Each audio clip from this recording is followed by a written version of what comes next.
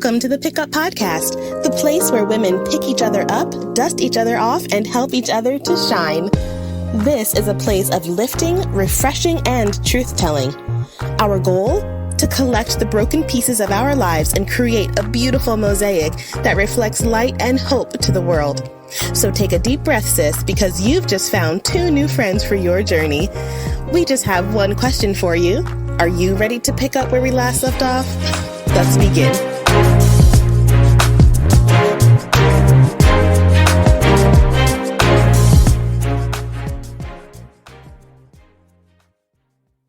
Hey everybody, welcome to the Pickup Podcast. We're really excited because we are starting season 2 of the podcast. Season 1 was all about motherhood and homeschooling and things that we do at home. So this season is going to be all about the things that we do and other women in North Texas do in business. Yes. So we're super excited to take an outside look, and no better place to start than with our very own co-host, Ms. Dominique Jones.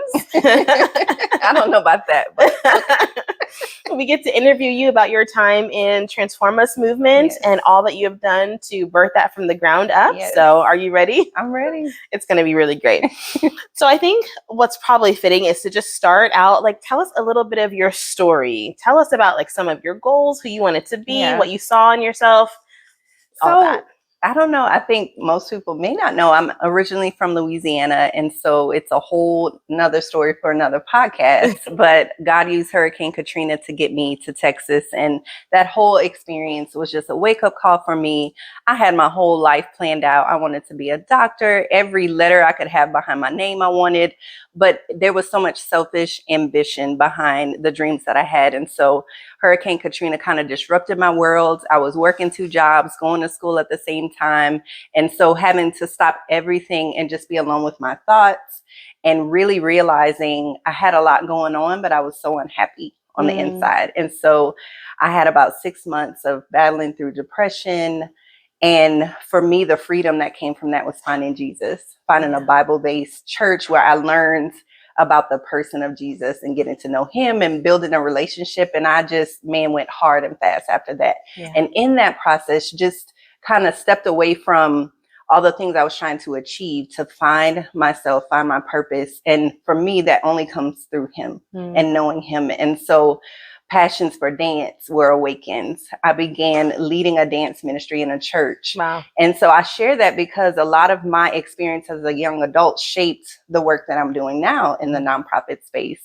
But it was so critical. I remember there was a season of living with 10 people in a 2-bedroom apartment, living out of my car, so many struggles that I can identify with, that young adult space, trying to figure out who am I?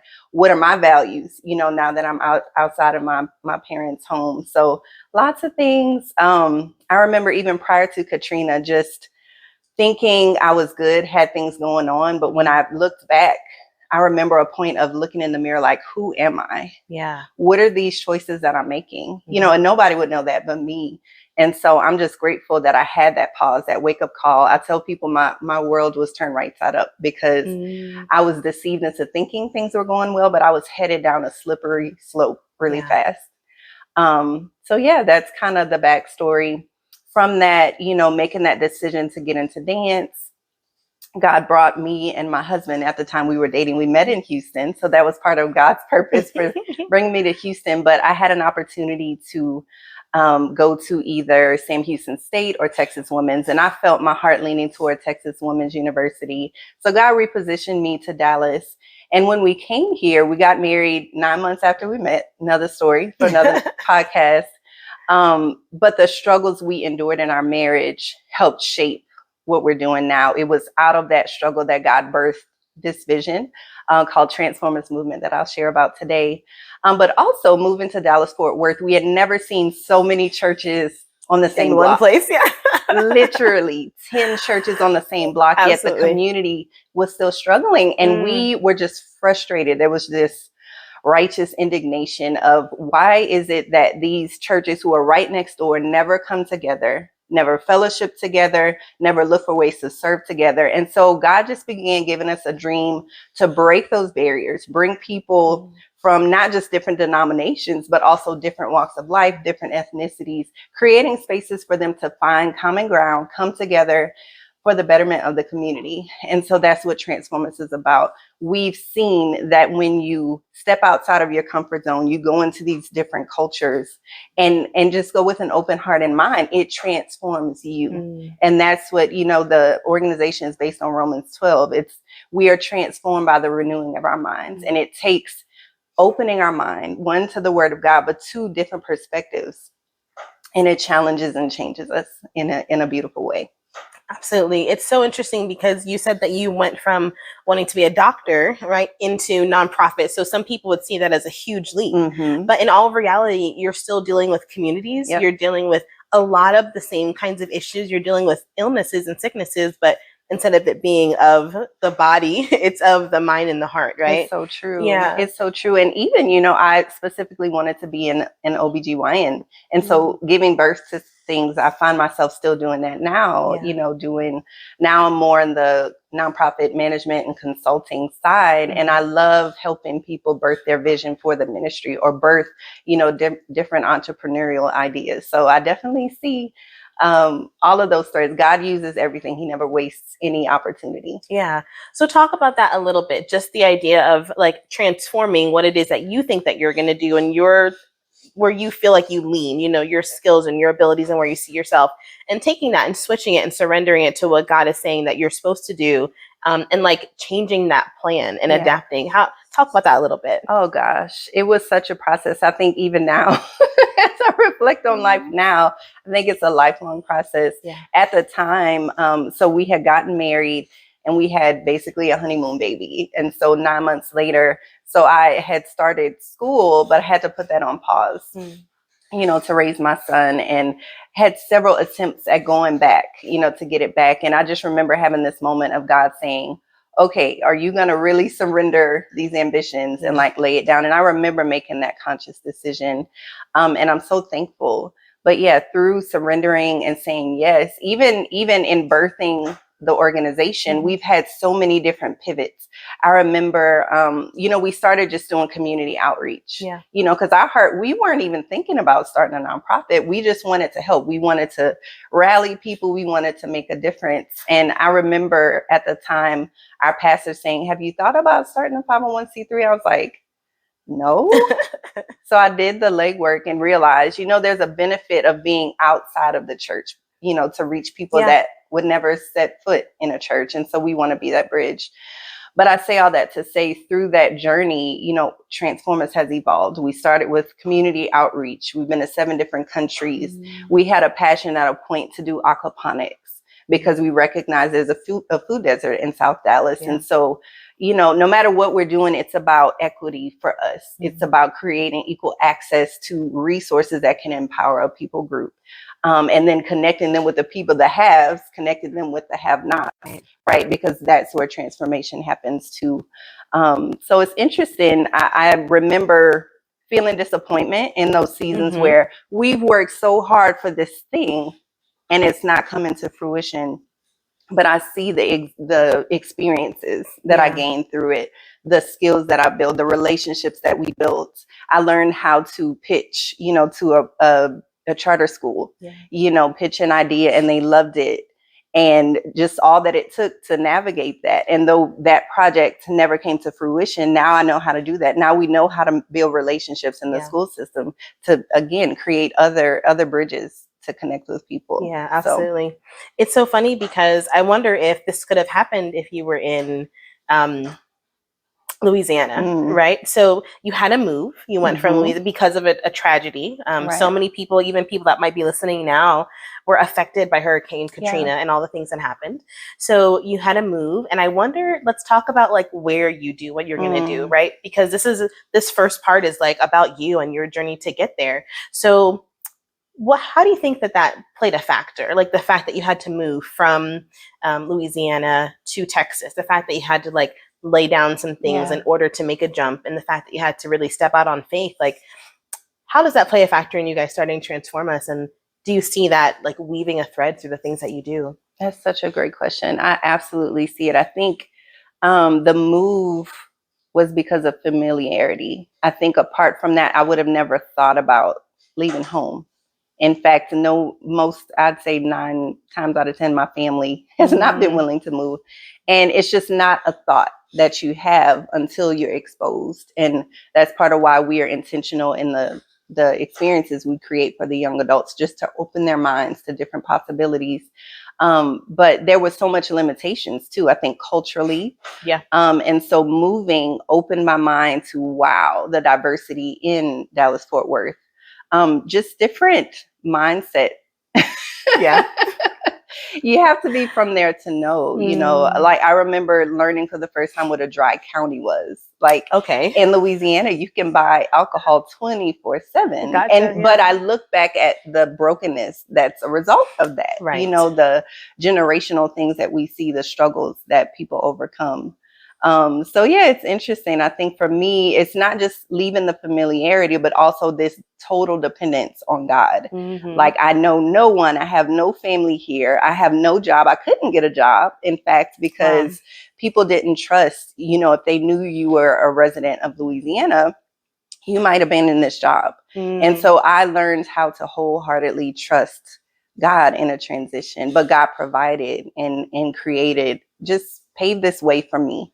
That's undeniable. And, for me, I learned the difference between religion, which I saw, you hear a lot about.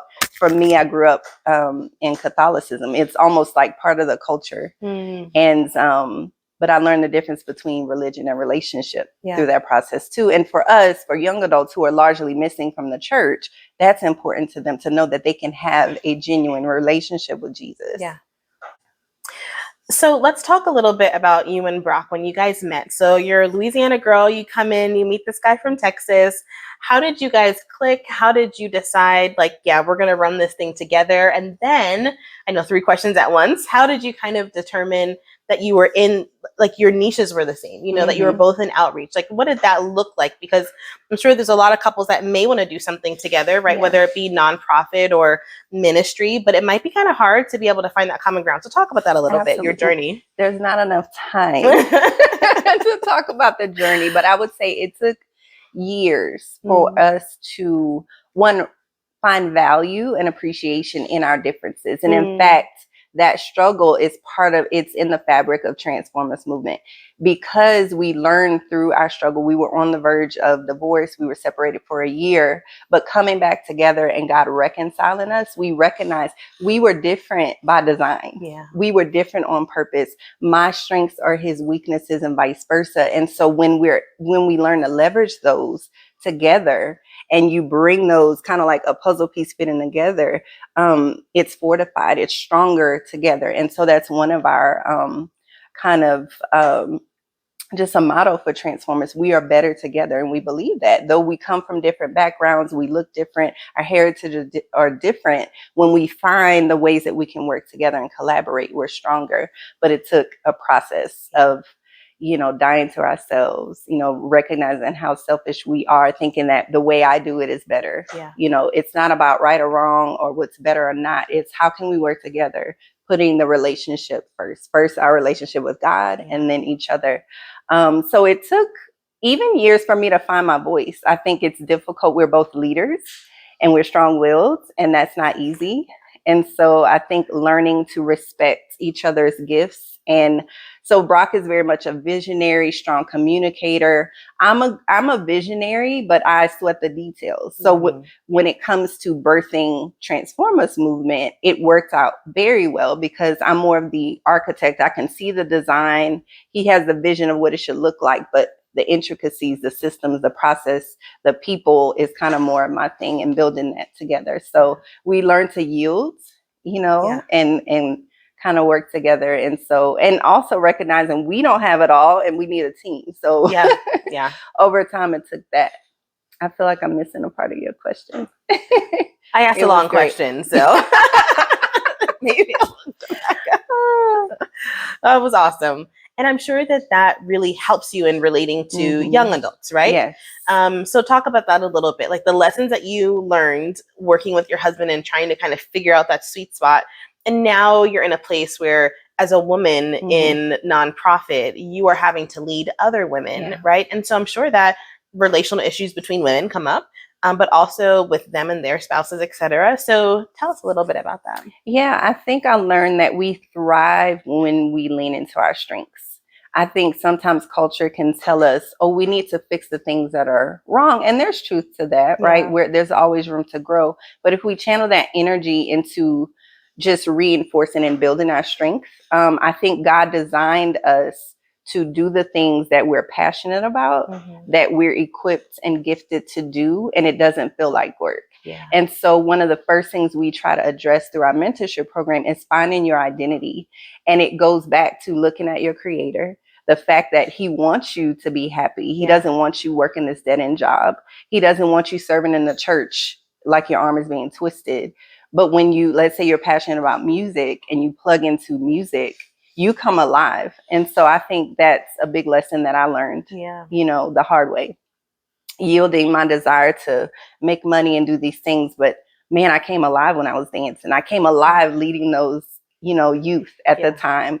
And those same skills now he's just using in a different setting, empowering others. So I would say that is knowing that we're designed to, we always say to worship God, but it's just doing the things we were created to do. That's worship. Doing what he put in us. Yeah. And that's in Romans 12. It's our everyday, the mundane things. But when we're doing the things that really help us to come alive, God smiles, we smile, and the world notices something different. Yeah. And it draws people to it. And so that's what I would say. We really want to help young adults find what is it that God called and created me to do, because I'm going to be successful, but I'm also going to release something positive for others. My family will be blessed because I'm thriving. Yeah. And so that's kind of the heart of what we're trying to do, finding your identity and your purpose at the foundation with Christ. And we get a lot of people who don't believe, but when they come around people who really are reflecting light and we have flavor and there's something different, you can't resist that. So it's so true. They find their way back. Yeah, they do. They sure do. And I mean, it does take hands and feet on the ground to do that work, right? We're in Texas where they call us the buckle of the Bible Belt, right? But unfortunately, there's still so many people that can't find that as they walk into one church after another after another. So the authenticity of the relationship that you guys bring to the people that you serve is huge, right? For the equity of the kingdom. So absolutely. We find it's funny, the people that God sends our way, they either want nothing to do with church. They've never been in a church. They want to try everything else. Or they've been in the church, they grew up in the church, and then they've been hurt by the church. And so they need a reset. And so for us, it's just saying, hey, like, you can come however you want to be. God loves you just that way. And we need you that way, right? You don't have to get cleaned up and then come. No, just come the way you are, and you're welcome. And it doesn't change the way God sees you and loves you. Yeah. And you have value. And, for those who walk with us for a while, then we get to tell the narrative, which is true, that the church actually needs you the way you are, so that you can reach people that they can't reach. Yeah. And so it's exciting to see. We have one young man. He was a part of a very spiritually abusive church that exploited his gifts, that literally forced him into marriage, like just different things. Wow. And so to live in bondage like that for years, and then God trusted us to be that first safe place for him, to be, just to nurture him. And, we offer free counseling. And so that's another thing. It's like, yes, we can pray, we can do all these things, but sometimes we need practical resources like counseling. And you may never, especially in minority communities, it's a stigma to, take counseling. And so we're finding ourselves educating even our community on the importance of, self-care and mental health resources and all those things. And so we strive to offer that for free. But it's amazing now. He went through 3 years of our program. He's back in the church. He was playing drums. He's taking a break now. He had an accident. He started a business. So he found his passion in music, videography, photography. And so he's making money, growing towards self-sufficiency, doing the things he loves and God created him to do. It's a blessing to churches. It's a blessing to other people. And that's what it's all about. That's amazing. Yeah. It's so funny because your story, the personal part of your story, going from tragedy and brokenness and faith and coming and rebuilding, it's exactly what God wanted you to duplicate in the lives of other people, which is really all still in line with everything you thought you were going to do as a kid. It just has a different twist on it. Different. Yeah, which is encouraging, I think. And I hope it's encouraging to anyone watching that through disappointments, through hardship, through a lot of no, this is not going to work out. No, that's not going to work out. There's still a greater plan in place. And there's still something that God has to say. Yeah. And the things that he said to you and he promised to you, he's still speaking over you and he's still promising you. It's about finding like his will in there. Yes. Right. And then riding that train and like, oh, this is where I'm supposed to be. So I think maybe like to close out kind of this personal segment about you and your journey and your walk, maybe talk a little bit about disappointment, right? And taking the disappointment of you're not going to go to med school and you're not going to be a doctor and you're not going to make a lot of money, right? All those things. Right? Talk about the disappointment of that and turning that disappointment into victory of like, I'm standing in what God has for me. And all of these things are wonderful and pure and lovely, and the things that he has. So maybe talk about that a little bit. Because I do think that sometimes in the church, we're like, oh, I'm just trading my mourning for... Okay, but what does that look like practically? How do we walk that out? How do we live it? What are some of the stages of that? Yeah. Maybe speak to that. I think for me, because my identity was tied to achievement, my sense of self-worth, was tied to that. So I felt valuable and important because I was a straight A student, because I had this long straight hair. So part of my journey had to be a lot of breaking, right? And breaking of my pride and breaking of my self-sufficiency for God to show me who's really boss, right? Who's really in control and sovereign. So after like getting broken down enough, losing everything, I had bought a house at 19 and, after maybe a year being in the house, it wasn't completely damaged by Katrina, but enough that, okay, I don't want to go back to this. So I was just open, I think is the big thing. And he showed me through that, losing everything. And he slowly gave me he provided everything that I needed. Had no family. I remember one time not being able to pay the rent when I finally got a place, and he sent someone to give me a $400 check. So he just showed me, I can take care of you. Yeah. It's a lie that I have to do everything for myself.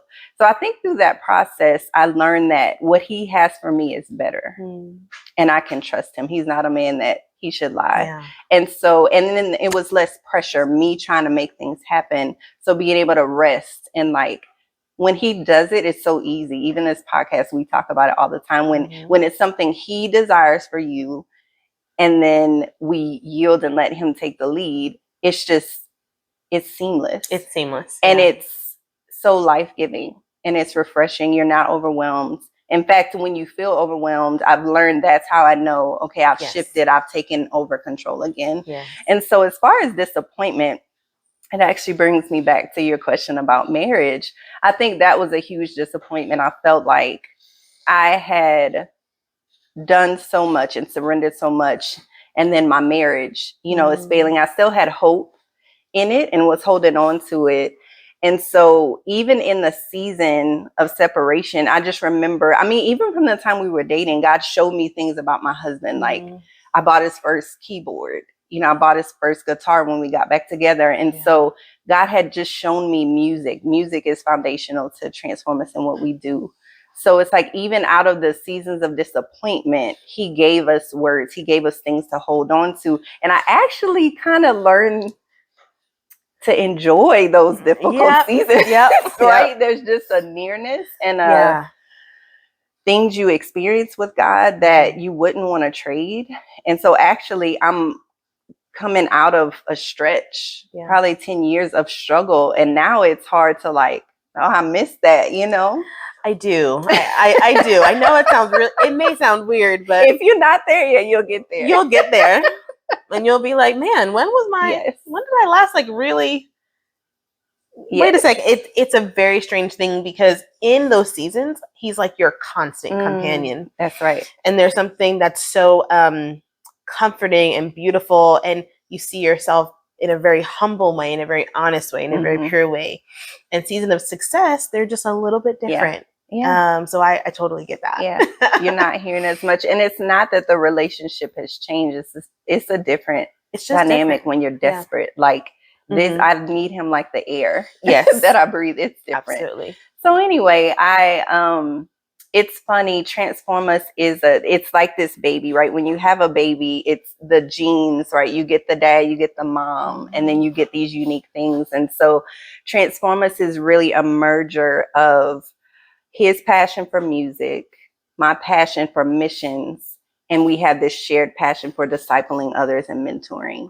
And so it's been so cool to see this baby grow and evolve and change, but still having that DNA, which is God's heart. Yeah. It's, we say mentorship, but he called us to make disciples. Yeah. And so for us, it's not about this cookie cutter program, but inviting people into our worlds, being transparent and vulnerable, and showing them how we walk through struggles, showing them how we overcome disappointment. Yeah. And we're not just telling them, they're watching us. We're modeling that for them and being honest when we don't get it right, but pointing them back to the one who had it all right. So. Absolutely. That's awesome. What's up, everybody? Thanks for tuning into this episode of the Pickup Podcast. Keep in touch with us on Facebook, Instagram, Spotify, Anchor FM, Apple Podcasts, and YouTube at It's the Pickup so you never miss any new content drops. We're your hosts, Chrisette Cole and Dominique Jones, and we can't wait to pick up this conversation with you next time.